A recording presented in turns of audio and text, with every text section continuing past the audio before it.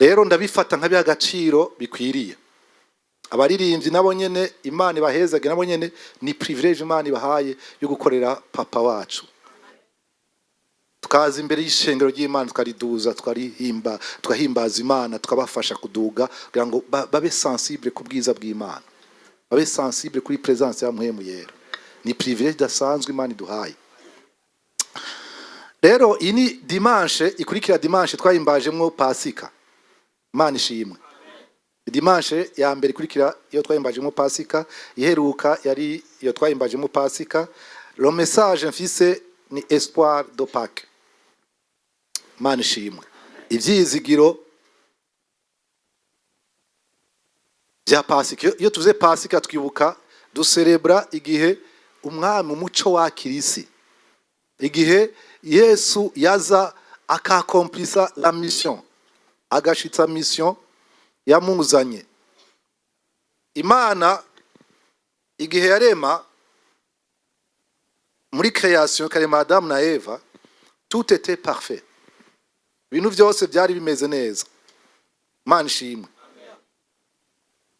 Igihe Imana yarema Adam, yamuremye imushira ahantu yari yamwiteguriye neza. Imana ishimwe. Environnement, atmosphère agréable, ikirere, géographie, topographie, ikirere, ikibanza, ibintu byose, tout était parfait. Imana ishimwe. Avec une relation, imigenderanire yawe n'abantu yaremye iri parfait, une communication itagira parasite. Aho Imana yabagendera buri mugoroba, buri mwana kabagenda ikavuga nabo imbona nkone bakayumva. Ariko hagati yaho ro diable acatangura mwijuru, atangura umugumuko. Mugumuko burya iyo bana abantu bagumuka muza bwabo, abana bagumuka ku bavyeyi, hanyuma abagabo n'abagore mwese agumukira uwundi bakagumukana. Ntibitanguriye umenye neza yuko uvuga uti ndi Adamu. Satani yabizanye ni inspiration ya Satani, niwe yazanye la rebellion intérieure, mugumuko mu mutima, aho umuntu ashobora gukreya kavuyo, bagatangwa imbere y'Imana bari munsi ya inspiration ya Satani. Imana yaremye ibintu byose byiza, umuntu yaranezerewe kubaho mu paradiso. Imana ishimwe. Umuntu yaranezerewe kubaho, la vie était belle, ubuzima bwari bwiza, byari bimeze neza. Imana yabahaye tu Imana yabahaye tu. Imbere yo kubarema yarabanje afata iminsi 6 yo gushira ibintu mu kibanza neza. Imana ishimwe. Irashira ibintu mu kibanza neza, hanyuma iragira n'umunsi w'indwi ihagararira biraba, iraruhuka gato, irabiraba, iravuga ati tout est parfait. Imana ihabwa icubahiro. Iravuga ati ibi bintu ni byiza. Hanyuma irarema umuntu rero, imukura mu mukungugu, iramuzana imwicarika muri ya bote, muri bya byiza bidasanzwe. Ibyo kurya, ibintu byose, tu we igikweri gukora gusa yari itongo kujya entretena. Ari abantu bavuga ngo gukora ngo byaje ngo ni inkurikizi y'ibyaha. Oya, gukora nturonke inyishu n'inyungu y'ibyo ukorera, niyo ngorane yakurikiranye n'ibyaha. Wundi umwana w'umuntu yaremewe ngo yari akorere itongo ya Eden, aribemwo ataruha byose, ariko gukora ukaruha niyo nkurikizi y'ibyaha. Le travail yari mission mu byo Imana yari haye Adam na Eva. No kuvyara no kurondoka byari mu byo Imana yahaye Adam na Eva. Ibitari birimwo ni kuvyara abarebere. Ibyo nivyo nkurikizi y'icyaha. Wowe wavyaye kakwiyicira, wowe wavyaye kakunanira, ibyo nivyo nkurikizi y'icyaha. Ariko Imana ikirema yaremye byose kuvyara neza, byose bikagenda neza. Imana ishimwe. Aho mama yadushinga intaye mama ngo nizibaye sezarine zingahe? 5 5. Mama uba mahoro turi mwisi, uba mahoro turi mwisi. Igira 6 ntayizoza uzuvyare neza mu izina rya Yesu. Niyindwi niyo 8 niyo 9 niyo 10 niyo 11 aho uzogeze ushaka. Mana ishimwe, Mana ishimwe, Mana ishimwe. Izoziri neza. Ariko hagati yaho ubwoba uzubwirukane. Ubwoba ni kimwe mu bintu Adamu na Eva bagize mu iparadizo. Bamaze gucumura akora ibintu kitari ciza, ikintu cakurikiye n'ubwoba. Rero urashaka kuba muri ukarindira sezariyene uri mu mahoro. Ko turi mu isi arige bicamo neza, nigire bicamo muri operation. Uko bicamo kose ariko biracamo tu, ariko gardons notre paix. Tugarda amahoro yacu. Uce muri sezariyene ufisa amahoro. Kuko Satani ico yazanye yaje kugira ngo tugirwa n'ubu muri kano gatondo ukaba ufise ubwoba bwa situation kanaka, ukabura ahantu ufise ubwoba. Ndakubwiye ntubwoba ni buhagarare mu izina rya Yesu.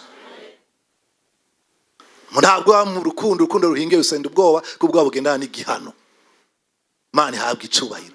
Umuntu wese ari hano muri kano gatondo ufise ubwoba, baranyirukana mu kazi, ndapfa uyu mwaka, biragenda gucya na gucya, ndatakaza urugo rwanje, ndapfisha umuntu wanje, umwana wacu, ubwo bwoba bwose muri kano kanya nibihagarare. Ndakuzaniye message ya Pâques. Yesu yaraje kuretablisha inabisha muri ordre. Yaraje ashira ibintu muri ordre. Message ya Pasika ni Yesu yaje gushira ibintu muri ordre. Yazanye ordre. Yari muri paradiso hari relation, tout était bien vraiment. Niho tubone la fuite en avant, aho tubona Adamu na Eva batangura kudeklina responsabilité zabo, batangura kwanga kwemera kwasima. Imana irumva ati hari ibintu bikora mota ngaha. Imana yabwiye ati Adamu, ibintu bikora mota ngaha ni biki? Adamu abwira Imana ati ni wa mugore wampaye. No munsi ingorane dufise ntitucasima, ingorane ni wa mugore. Ingorane wa undi dukorana. Ingorane ni wa mugabo. Ingorane ni wa mwana wampaye. Ingorane ni kakazi. Twama twumva indirimo mwene izo. Wasengeye akazi hamugatangwa inyuma y'abakora yinga rimwe kakazi. Mana ingorane ni kakazi. Singiza gusenga, ingorane ni kakazi. Singira umwanya ni kakazi. Ni wa mwana wampaye, ni wa mugabo wampaye ambujije gusenga, ni wa mugore wampaye ambujije ibintu nibi. Ingorane umuntu akivuga ngo ndafise ingorane Mana. Kuva kuri Adamu, uri mwene Adamu, uri mwene Eva. Ivyo bintu abantu bigira ngo jewe ngo nduyu nawe nuyu ni abantu bagapfa ico bari. Murahumba muri mwene Adamu. Murahumba mwese murabakuze. Abarundi n'abakongo n'abakuze, abarundi n'abanyarwanda n'abakuze, abakongo n'abanyarwanda n'abakuze, abazungu n'abirabura n'abakuze, murabakuze, murabesha muri bene Adamu. Muravuka ahubwo muriko murasibisa ingorane z'ibyavuye igihe Adamu na Eva yacumura. Ntimushobora kumvikana, amutaweza. Muriko murasibisa, muriko muri mu ngorane. Umwe wese ingorane n'uyu, unawe ingorane n'uyu, unawe ingorane n'uyu. Turi muri turubye twatatamba indirimbo tutigeze tuvuza. Kora chezo umuchezo atigeze amenye wavuye. Iyo zivugirizwa ntibahazi. Kiretse umuntu yasenga. Abanyedini ntibamenye iyo zivugirizwa. Abanyedini kumuyize ico gusa ni kuvuga nshobora kumenya iyo zivugirizwa. Kuba inshuti ya mpemu yera. Kuba inshuti ya mpemu yera. Isho gishaka kugwa guhishurirwa iyo zivugirizwa bwo tizi ndirimbo sinzosubira kuzitamba. Uyu muziki sinzosha kuwutamba. Muri ico gihe umuzungu wa mwene wanyu, umwirabura wa mwene wanyu, umugufi wa mwene wanyu, umuremure wa mwene wanyu, uw'inzobe wa mwene wanyu, uwirabura wa mwene wanyu, uva muri rirara wa mwene wanyu, uvimba wa mwene wanyu, uva muri sida wa mwene wanyu, uva mu kirunda wa mwene wanyu, uva muri Ghana wa mwene wanyu, uririmba izindi ndirimbo. Hemu yaraguha izindi ndirimbo zivugirizwa mu ijuru. Hege niyumvira bose baja mu masengero n'ijuru bazoriramwo rizogenda gute? Ijuru abazungu n'abirabure bazohuriramwo rizoba rimeze gute? Ijuru abirabure n'abera bazohuriramwo rizoba rimeze gute? Hege batavyumvira nibagiye mu isengero. Cyo tuma ijambo ry'Imana rivuga neza ngo uze wirinde niwegera ahera hahera mu sengero gwera. Ko ngo kwegera ngo wumve kuruta gutanga imazi kw'ibipfu, ko batazi ivyo bakora. Ndi batumbera mu rusengero rw'Imana hera hahera, nguze wirinde. Kandi benshi barinjira mu rusengero bagatanga ibimazi, no kuri Pasika bakisonzesha amahinga n'amayinga, ariko batazi ko batanga ibimazi by'ibipfu. Pasika ntibahinduka, abantu bashaka guhinduka, abantu baracandajwe idini. So muri kwa nga jewe ndi katolika, jewe ndiyize, jewe ndi bomberje. Ntiyabambwe nshuti, bomberje ntiyabambwe, yize ntiyabambwe, katolika ntiyabambwe. Hano mu Isilamu senga 3 ku munsi sindabizi. Oya, ukwiye kuba inshuti ya mwemwe reka umwana w'Imana. Aho nyine ushaka guhinduka, gahinduka gatangura kuririmba indirimbo nziza. Tout était parfait. Aho yari yabashize hari parfait. Mani habwa icubahiro. Aho yari bashize baririmba indirimbo z'amahoro, bacuraranga indirimbo z'amahoro, baririmba neza, batamba neza, bameze neza, bari bameze neza. Mani habwa icubahiro. Mani habwa icubahiro. Mani habwa icubahiro. Mani habwa icubahiro.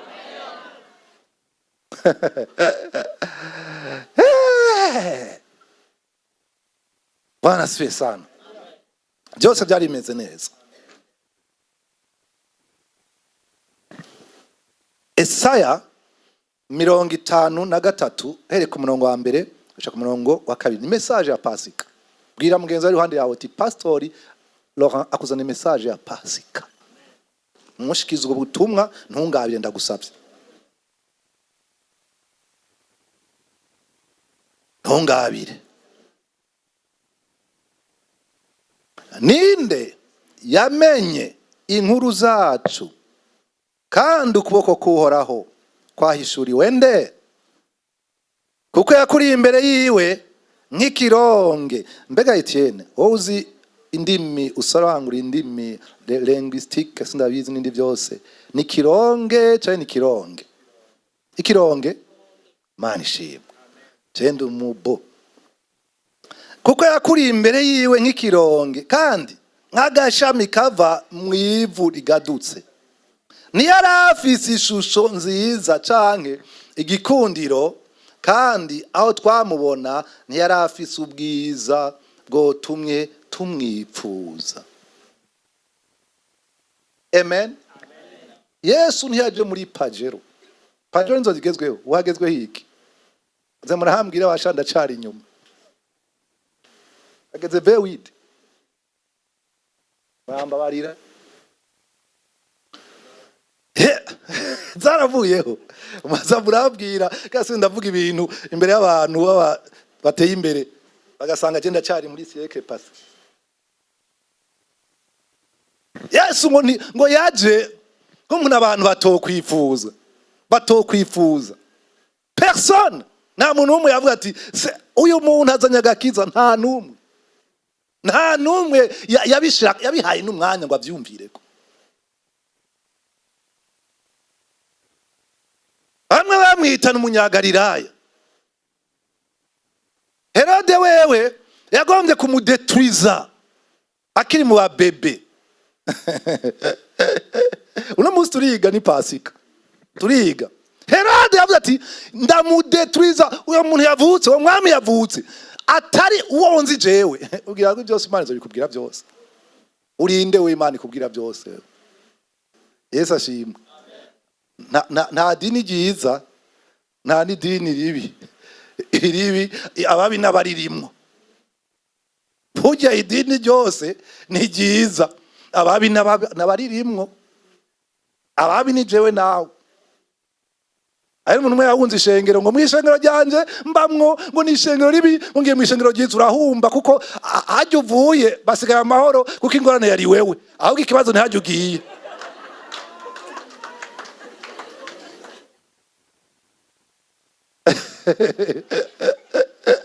Probleme hari uvuye ziraheze ziya gutangura hari ugiye. Tuzuhunge nguhunze ishengero ribi. Vuga uti aho ndi ujo ni epanisa ndumva umenga no kwipanisa mujyango uriya. Ico sawa turacumbikana. Ngavuga ngo ishengero ni ribi. Iya ryari ribi kubera wewe. Wocumura, pastor yocumura, umuntu wese yocumura, ariko kutamenya kwihana, kutamenya ingwara urwaye. That's a problem. Yesu icyo yazanye rero yaje kutugira diagnostic. Kenga umuntu amenye ingwara arwaye. Ubutumwa bwiza buvugwe umuntu yitahure, yihishurirwe. Puske ngo umuntu rimwe nemwe ntiyimenya. Hitwimenya. Ico message ya Pâques yatuzaniye yuko le prix ibicumuro byawe burya byari kukubamba. Yari catastrophe ibicumuro byawe, ibicumuro byanje byari kunkorako.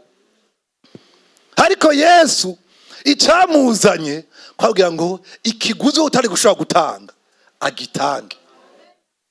Uvuga ku musaraba c'était cruel. Uvuga ku musaraba gusupport imisumari ku musaraba amasa angahe? Amasa angahe gayemo? C'était de 9h à 15h. Kuva mu gatondo saa 3 kugeza 15h. Hariho muri Amerika ikintu bita croix de la mort. Muri Amerika ari ikintu bita croix de la mort. Iyo gucira ubanza go gupfa bakubwira ati baca gushinga n'itariki yo kuzopfirako. Imana ishimwe yampishe itariki yo kuzopfirako. Shimira Imana, Imana yagwishe itariki yo kuzopfira. Basi nubwo gwaye ngo ntuzi itariki. Yesu adufashe cyane.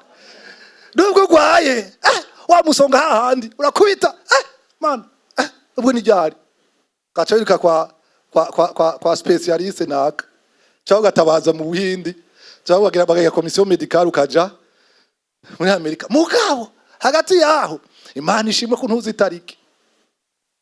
Aho muri akura dora moro rero bakubwira ni itariki. Mwumvirize iyo torture mu bantu b'Imana. Mwumvirize iyo torture.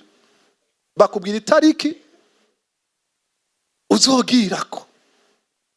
Kandi Imana yadushije iyo tariki tuzogirako. Haze ngo umuntu muzi umunsi n'isaha. Yesu adufashe cyane. Nibwo atokubwira ati itariki ni exactement ni 5. Ariko wamaze kuja muri croix de la mort. Umva bayikubwiye. Tu es mort vivant. Wapfuye kabaye. Wazwa nta retour. Uretse ko abantu jitisi mwe yigeze garukana. Hakaba nabandi yarapfuye aciye imyaka bakaza kudekuvura ukuri. Kujya umuntu atari coupable. Mwumva ico kintu. Imana yakoze kubwa Pasika kubwa Yesu Kristo. Haracari ivyizigiro. Nico gituma vivez l'espoir. Yesu yazanye ivyizigiro. Yesu yatuzanye ivyizigiro. Ngo nta numwe yegeza amushira koka.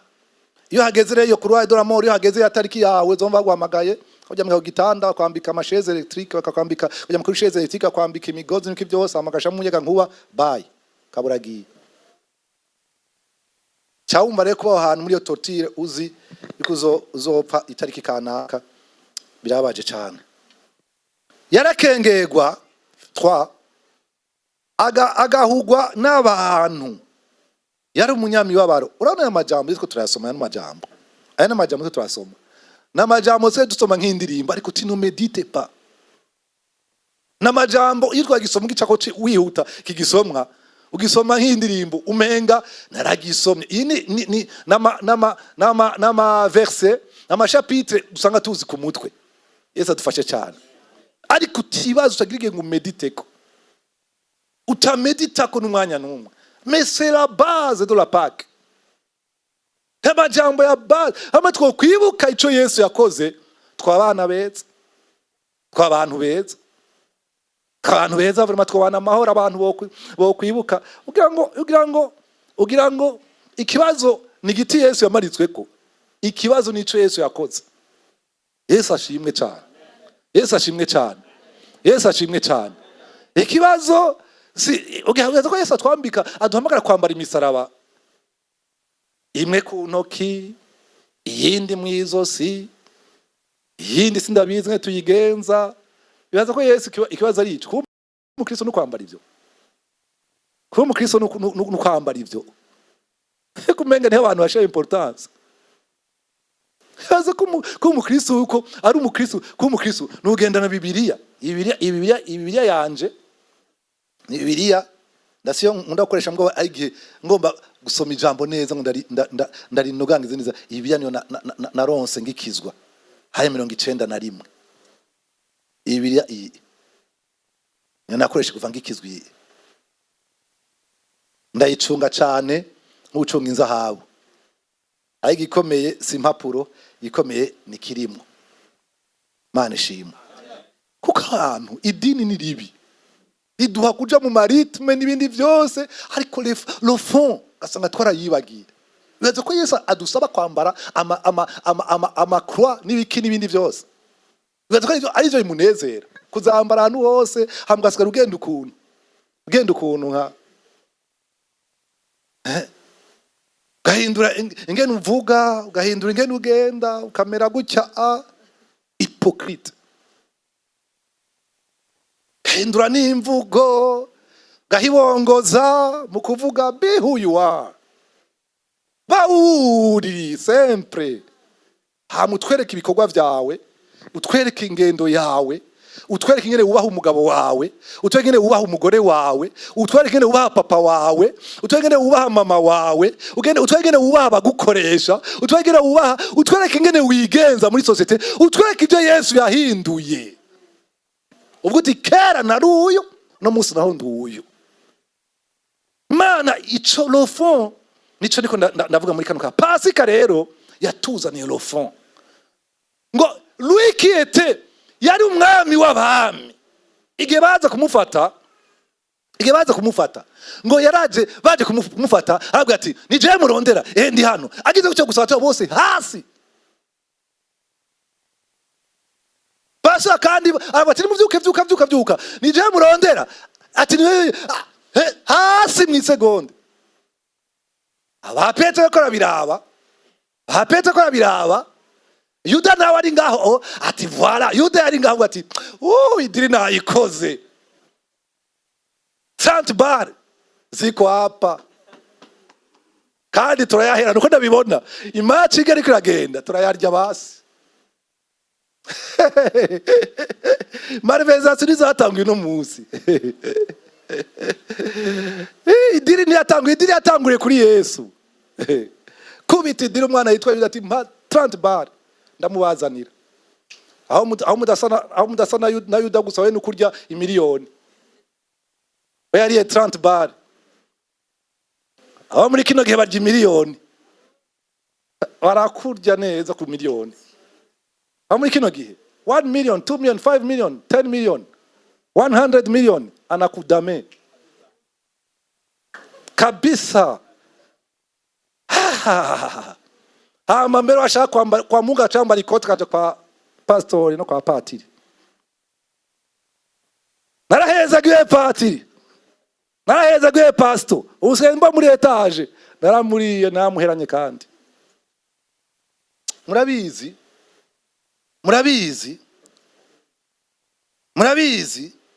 Petero ariko araba Yesu. Ati ndi hano. avuze ati ndi hano, bandi bakagwa. Nitumenyere Yesu, nitumenyere Yesu. Yesu nitumenyere, mpemera nitumenyere. Yesu yagiye ati ndi hano, bose chini. Mama zikuya kabiri gatatu, Petero avuga ati uwo twakurikiye umwami wacu niwe kweri, la puissance irahari, general wa vrai. Petero kwashaka gucya azana mukanya gato Yesu arire ko ati ni mutware. Azona Yesu ariye kuye ni mutware. Yaraza ati ibintu no munsi birakomeye. Ati ibintu birakomeye no munsi. Yesu mwe twavuga arabatamuza wo mujuwi. Ashogira gucya abantu bagatemba. Ati ibintu birakomeye. Petero akiko arishusha. Yesu avuga ati ni mutware. Batwaye. Wa mbere aje kumufata. Ati no Jesu waduhinduriye, Yesu waduhinduriye. Yesu ntamenyegwa. Yesu ntamenyegwa. Yesu uri hega Yesu. Ndiko nabaguca ubibona. Ngira mfe ubibonaga Yesu. Iyi ngwara igira imitano ubibonaga Yesu iraguhitana. Niba hageze kugenda. Niba hatageze bamahoro zokira. Hataragera bamahoro ntugire ubwo nce gituma nta kibazo na kimwe kumusa muri les dons ingabire zo muri Pasika zo kuri Pasika yikoreye n'ingwara zacu, yikora n'ivyaha byacu, yikora n'ubupfu bwacu, yikora n'ubumuga bwacu, ngo ni zacu ntimba yikoreye. Waza kwisoma ngaho ngo il a porté tout sur la croix. Petero yabonye bigenze gutyo acafata kutoneza tengene yigenda sindabizi kuri kumwe na Yesu yagenda na kutokweli. Abakristo benshi tubamenya. Abakristo benshi tubamenya. Rimwe na rimwe abapastori bagenda ngo n'aba protocole je naho atabumfise. Mugabo rimwe na rimwe shabarakenewe. Nanu Yesu agerera Petero afise kuto atabizi. Hakiminera gusa na Yesu baragendana.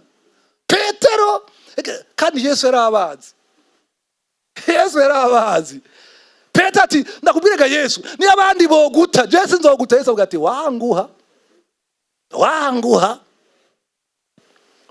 wewe umugabo ni yakorora wewe n'umunsi ntuzosubirayo. N'umugore wawe yakorora ntuzosubirayo. Urumva umugabo yarambuje gusenga, umugore yarambuje gusenga, ibi yarakubujije yashize aho washaka. Yashize aho washaka. Mu burenganzira twemererwa liberté de culte, nta mugabo nta mugore ashaka kuza gusenga nyine ushaka. Kiretse uzana akavuyo mu rugo.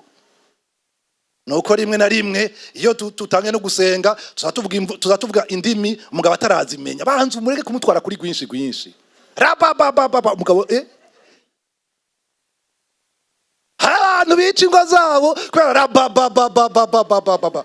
Wanse umugabo w'umupagani no kugira umusaruro wagukera vyibagiye. We nawe ugiye muri byabakizwa byanyu aho ugira ubwenge vyandi muziherezera kwisengero uje mu rugo tibuka waje rababababa ikofera kwatsa. Hamugeye n'ubwe ngo yarambuje gusenga naje umusazi no nori kwatsa. Uri umusazi. Yorangaje mugabo nayo yumva. Mwereke guhinduka. Atashe uyo mugoroba mwereke ibikorwa byamuhemera. Atashe ku mugoroba atarabiherutse. Umwaki utisheri wanje karibu muri saro. Nateguye amazi omusi ndakoza n'ibirenge. Izo ndi marazumva neza ariko zarabababa wapi. Izo ndimi zarabababa nizo ngaha muri hize muri mwenye nga turi hagati yacu tugeze muhira tugende akariho gake na fre pole. Zorangaje mugabo ntazumva. Acha pfunga umucezo kabisa ati burya ryo shengero rirasarisha abagore reka nazosubirayo. Kandi avec raison. Bibiliya bwa neza mu maragahita z'Imana ntimukaziterera ingurube. Ivyera vy'Imana ntimukabihimbwa ko birivuga. Maragahita z'Imana ntimukaziterera ingurube. Urabuza ubwenge wa mugore we. Mugabo wani yakuje gusenga urabuza ubwenge. wa mwana w'umukobwa, wa mwana w'umuhungu, urabuze ubwenge, urakeneye ubwenge bw'Imana. Pake rero benshi ngo yakuri imbere yabo nk'ikironge, ngo nta nico babishizeko, nta no kumwibazako. Yarakengegwa ngo yarahugwa imbere y'abamu bose, ngo bose bamufata n'importe comment, bose ngo Yesu kuri bo yari rakaye, yari umucafu tiyakure. Herode we yavuze ati ababebe bose nawe nagenda. Urumva rero abakristo bacu nuko ari abakristo, nuko twita abakristo ari abakristo mugabo, cyo gituma iyo umuntu akijijwe ikintu cya mbere arogreta yarigeze kumwera imino umwana, icya mbere unaregeta nico mujya akora, abandi ntibabirogeta ahubwo barabatijwe. Ico ikibazo ni twebwe, nous devons. Pasika rero yatuzanye cette relation avec Dieu. Mana ishimwe, Mana ishimwe. Mu byo Pasika yazanye, yaje ku restaurant ce qui a été perdu muri paradiso. Imana cyabwiye ati kuva no munsi. Buya rero hari abantu bamwe barondera biruka barondera ngo mbega paradiso yari hehe? Ni muri Iraq, kandi ngo ni muri Iraq, barondera lieu géographique. Umviza abantu ivyo barimo. Paradiso na ahantu hose umuntu ari kumwe n'Imana. Abantu bari kwariruka muri kino gihe bandika ngo uzode kuva azotora, ngo umva ngo hari ngaha barondera lieu géographique, ngo hari muri Iraq amaja na barondera ntuzopfa hatoye. Iparadiso nawe umuntu abana n'Imana. Ba Daniyeli, ba Shadraka na Meshaki, iparadiso ryari hagati mu muriro. Iparadiso ryari hagati y'amadu, ryari hagati y'intambwe zigomba kubarya. Ils ont créé le paradis. C'est pourquoi avec Jésus nous vivons une paradis. Hamwe na Yesu tuba mu paradiso, no muri douleur, no muri douleur. Muganga kwanosheje yuko nukuri kibazo cawe, ingwara yawe nivugwa, ni kibazo gikomeye, wewe akibikubwira guma muri paradis yawe, tu stable. Wumva ubaye destabilize, muganga kwanoshe kugwa ingwara idashoboka, ukumva ubaye destabilize, hamagara abakozi b'Imana baze bakwegere, bagusengere, bagusubize mu paradiso yawe, bakwakompanye uzurinda urangiza mu paradis. Adefo utashimama, Mana habwa icubahiro. Adefo iyo ngwara uzoyihagurukamwo, ngo iyo ngwara si kwica, niyo guhesha izina ry'Imana icubahiro. Bwana asifiwe sana. Nako nubiza témoignage y'umupastor witwa David Yongicho. Muramuzi David Yongicho? So passé kahise kiwe yari umumwane buddhiste. David Yongicho mwumva muri Korea, nkuko abantu bahari bose muri za Korea za Chine hari hose benshi amadini yemera Yesu Kristo, ivyo bobo bari muri ico bita dini yitwa Buddhisme, ifindi myizere atari ya Gikristo. Rero uwo mumwane yitwa David Yongicho na papa we barabamwane, abantu bakomeye cyane gose muri iyo dini ya Buddhisme, muri Buddhisme. Ama muri iyo myaka ya 1930 kombisi ndavyibuka, niho Imana yamugenderera ari umusore igihe ca guerre de Corée, intambara ya Korea zariko zagwana za Korea. Muri ico gihe wewe ari un garçon zati imyaka 10 n'ingahe gutyo. Hama n'Imana yamugendera ico gihe bacemuye bikomeye cyane gose vyo guca muraza ahantu hari intambara, ahantu hari ibibazo by'intambara, hari ibibazo bikomeye cyane. Bace mu gihe cy'intambara ikomeye cyane, haba ibibazo, barasonza, barambara ubusa, baraburanirwa, habaho désolation totale, birakomera. Hama David Yongicho nawe yari umwana umwe w'umuryango ari ngaho, hama baca muri ivyo bihe mbere iyo situation baciyemo yatumye agwara tuberculose ikomeye cyane gose. Agiye kwa muganga basanze sindiko mu ipumo imwe, mwihari imwe hari igitoboro haratobotse. Nuvuga ngo iyo tuberculose ico gituntu cyari cyamushikanya ahantu, abaganga baramusezera bati David Yongicho nukuri ko tubone situation yawe y'icyo gituntu iraguhitana nta kabuza, ntaco dufise dukora. Baramusezera ati genda muhira urindirire aho uzopfa, nawe wundi ntaco cyo gukora kuko situation yawe diagnostic tronse ni catastrophique, nta gukira. David Yongicho rero nk'umumwane atagenda muri muhira, araja muri kumedita ijambo ry'Imana, araja ahantu arasenga ya Buddha gira icyo ukora vraiment, ndapfuye gutya ngine umujene mu myaka mutoya,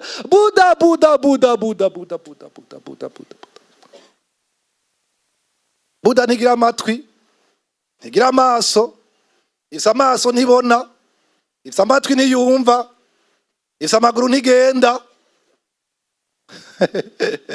Ifise amaso ntibona, ifise amaguru ntigenda. Buda buda buda buda, gira ico ukoze. Nkiri umusore ndagiye buda buda buda buda buda buda buda. Wapi? Izo mana zibumba zifise amaso atabona, amaboko yazo nta na kimwe zishoboye, ariko Imana yacu ni Imana yigendera.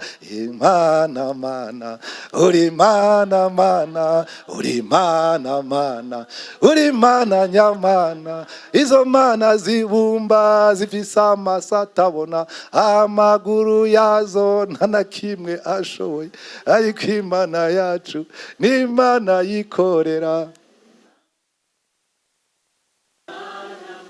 Buda buda buda buda buda buda buda buda. Hamagara buda, hamagara buda. Hamacaza umwana w'umukobwa umukizwa, araza aramusanga ati we yonga icunda kubwira ikintu kimwe, ufise ikibazo kimwe, woha Yesu ubuzima bwawe, Yesu yo kugira neza, wo kwakira Yesu umwana umukiza ubuzima bwawe, yo kugendera, yo guha amahoro, yo guhindura amateka, guhindura ibihe. Aramubwira ati wa mukobwa we, ivyo bintu vyanyu kura ngaho, je nizera Buda, ivyo vya Yesu jana hariya. Kobwa aritahira musi ya kabiri agaruka. Hey, David yongi ufise ikibazo gikomeye cyane, akira Yesu umwana umukiza, atanga amahoro, atanga ivyizigiro, aramubwira ivyiza byose muri Kristo Yesu. Hage tubabwira abantu ivyiza biri muri Kristo Yesu, twababwira ariko amaso arivoire.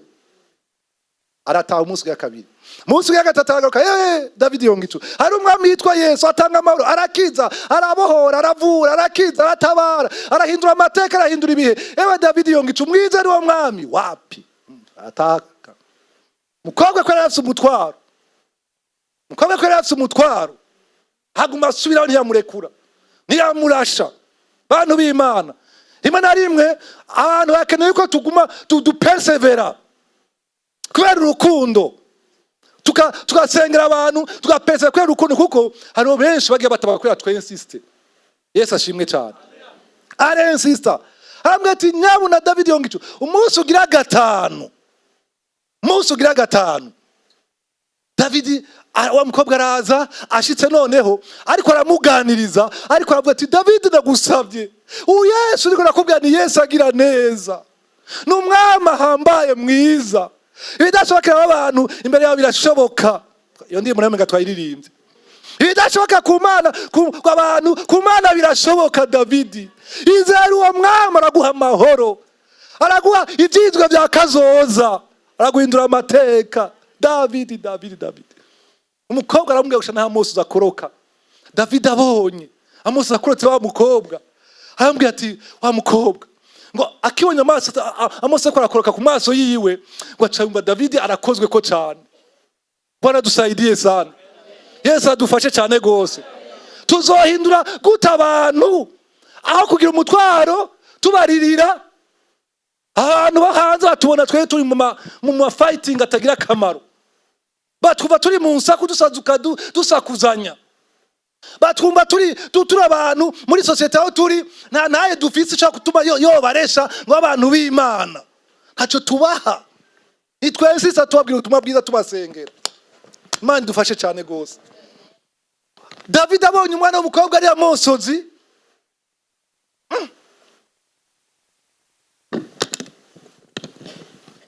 avuga ati uyu mukobwa urukundo rwiwe, uyu mukobwa urukundo rwiwe rurarengeje.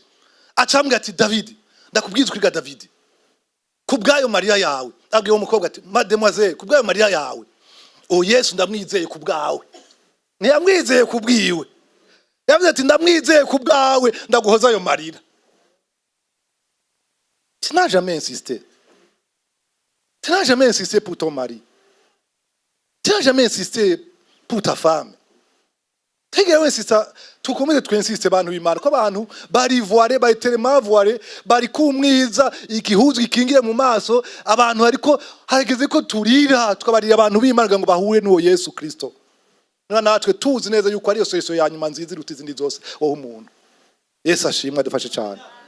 Yesu adufashe cyane gose. icyo uzoraga umwana wawe, icyo uzoraga inshuti yawe, icyo uzoraga muragagakiza. Yesu ashimwe. Haleluya. Murage kumenyesha ibikorwa bya mpwemu yera, mushikare kuri relation na mpwemu yera. David aca yinzira ku bwo mukobwa. Après muca mumenya ubuzima bwa David yongicu ivyo Imana yamukoresheje. Imana ihabwa icubahiro. Jésus, il est l'espoir. Yesu ni ivyizigiro dukeneye. Pasika rero yacu ni ivyizigiro. La pierre de l'angle, ibuye abubatsi bagaye, abantu bakengera, abantu bita ibisanzwe. Ivyo bintu by'abakizwa jana hariya, ivyo abantu bakengera nivyo vyahindutse isoko y'amahoro yacu. No munsi tusogongera ku munsi tukabaho. Imana ihabwa icubahiro. Imana ihabwa icubahiro. Umbiza sha Yesu rero wa undi adacererwa kubihe. Arazige burya niba ubabaye ko utarashikaho Yesu agicavuze ba mahoro arabibona. Uri no mu bwato bugomba kurohama, ubwato bugomba kuba gutemba, ukaba uri mu bwato bugomba gutemba. Burya niba Yesu ataravuga ikintu ibera amahoro, nushaka usinze ko nawe nyine mu bwato arasinziriye. Arimo ajya muri iyo bwato bwa barasinziriye. Rujya rugo rwawe rumeze kujya nyene, rurimo ibibazo kujya nyene. Wewe wabakanye n'umugabo ukunda cyane mu buzima bwawe ariko aragutoteza. Aize umuntu ku buzima bwawe. Bandanye. Aramubaza ati wumva ugomba gukira? Uno agwaye aramwishura ati mwami. Umviriza Yesu vraiment. Nta muntu. Umvirize Yesu vraiment. Nta muntu mfise. Hari abantu Yesu yamaze gushika bakubavuga ngo nta muntu mfise.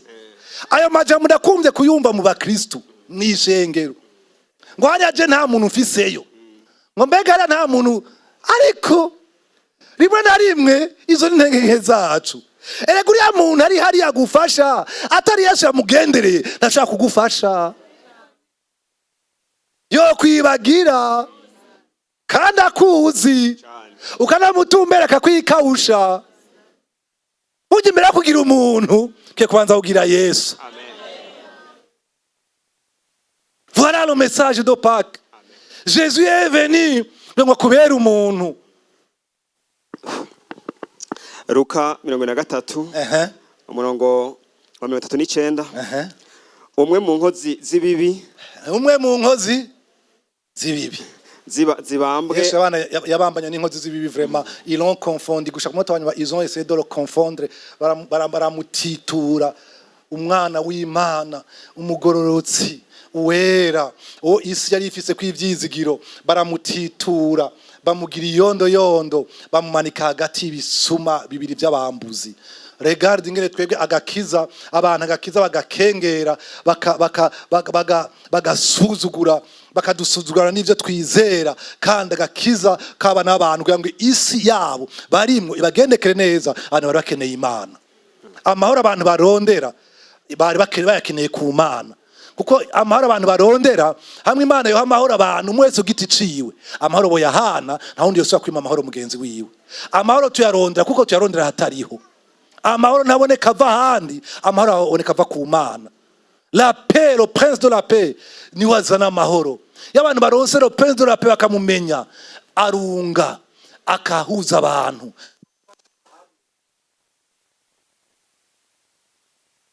Rangaje tuvuga yo gucanamwo ni za ndimi z'Ibabeli. Nta numwe yumva mugenzi wiwe. Iyo umuntu avuze A undi avuga B, nico gituma abantu mw'isi amahoro nta handi aboneka atari Yesu Kristo yatanze. Nico gituma umuntu yaronse Yesu Kristo agira amahoro. No hagati mu ntambara igihe twumva ko ibintu bicika, abantu bakuvuga ngo ibiciro ngo biraduze, ntupanika, uguma wizeye Imana. Yakoze nabiya izobikora. Imana ihabwa icubahiro. Imana ihabwa icubahiro. Y'abandi bavuga ngo impuha z'intambara bakumva ko ibintu bicitse turashitse, karabaye turahonye, karabaye biragenze nabi, wewe ntiwumva mwene ivyo. Le prince de la paix akubwira ati nzoba ndi kumwe nawe, no hagati mu muriro nzoba ndi kumwe nawe. Je vous enverrai ma paix, nzorukira umwuka wera. Le Saint-Esprit a amené avec lui la paix, yaduhaye amahoro y'Imana. No musa amahoro tushaka ari muri mpemu yera twahawe ko. Bwana asifiwe sana. Ayo mahoro tuyaronse rero turayavuga, tukavugira ahantu hose, tuti ntimupanike. Burundi raise up, Barundi haguruka, iki nige canye mukayangane. Abandi bavuga ahatari amahoro, twe tuvuga amahoro y'Imana. Abandi bavuga ko atavyizigiro, tuvuga ivyizigiro. Ejo ni heza, abandi bavuga ejo si heza, tuvuga ko ejo ari heza.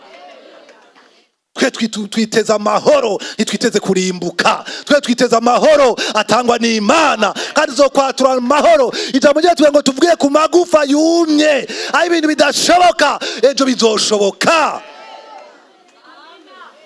Mu general w'i Samaria arumvise ijambo ry'Imana ngo ejo ingero ya ifu izogirwa efa imwe. Ntiyavyemera umujenerali avuga ati naho ibintu vyo bigitangaza ntivyo bigishoboka ko ibintu bimera gutya. Pasika hariho crise idasanzwe, hariho inzara idasanzwe imeze nabi. Ijambo ry'Imana neza ngo ndababwije ukuri, ijambo ry'Imana cyo mukozi w'Imana ateje ibintu bizoba bigurika. Ifu izobigurwa nkuko yoza ikiro cy'ibiharage ejo kizokigurwa amafaranga 500. Muri mwese mwoca muntera amabuye. Hariko ngo ijambo ry'Imana ryari ryabivuze byarabaye. Je prophétise la paix chaque jour sur mon pays. Je prophétise la paix chaque jour ku buzima bwanje. Je prophétise la paix sur l'église Ize.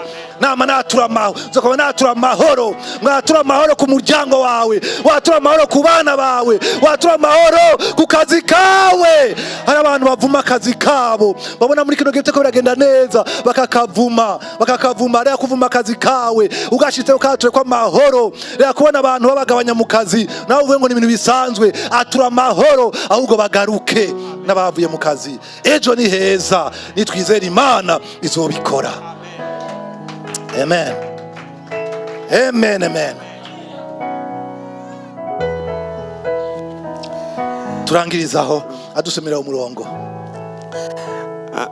Aramutuka ati si wewe Kristo. Si wewe Kristo amavuga. Ni wikize.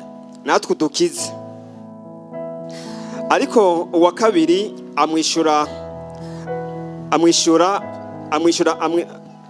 amwihaniza ati no kubaha Imana nuyubaha, kandi uciriwe urubanza rumwe n'ugwiwe. 41 Deux individus, deux voleurs, mais deux attitudes différentes. Deux individus, deux voleurs qualifiés, pas des voleurs normaux, des voleurs qualifiés.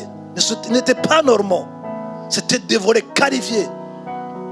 Pris en flagrant délit, à un moment donné exact, mais deux réactions différentes. Abantu babiri kumusaraba, deux voleurs. Urashaka guhindura attitude yawe, guhindura attitude yawe à l'égard de ton problème. Attitude yawe à l'égard de ton problème.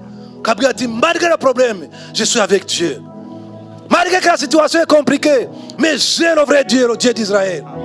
Malgré la situation qui est compliquée, malgré la maladie, j'ai le Seigneur des Seigneurs qui a vaincu la maladie. Malgré que nous mettons nabi, ndafise Imana. Confesse chaque jour. Uzona ibintu bihinduka bicamo. Tweho turishuye kuko tugiriwe ibihwanye n'ibyo twakoze, ariko ubu nta kibi yakoze. Igereze ngaho tuvyaguruke dusenga Imana. Alléluia. Je vais prophétiser ce matin. Ndagomba guprofetiza so yambwiye mu kirundi ngo so gatondo.